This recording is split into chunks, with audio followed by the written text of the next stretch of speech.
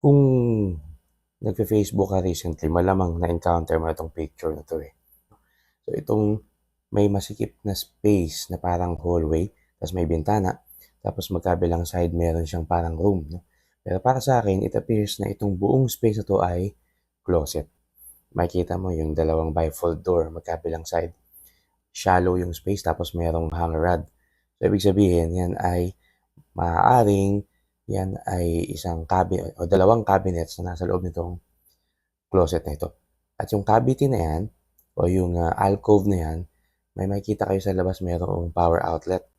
So, malamang may pinapasok diyan na electrical appliances, 'no, na parang gusto nila hinihila, pinapasok, tapos nandiyan din yung outlet niya. Puwedeng ano 'yan 'no, puwedeng plancha, puwedeng,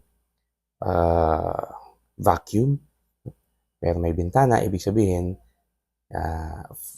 kasya kasi 'no.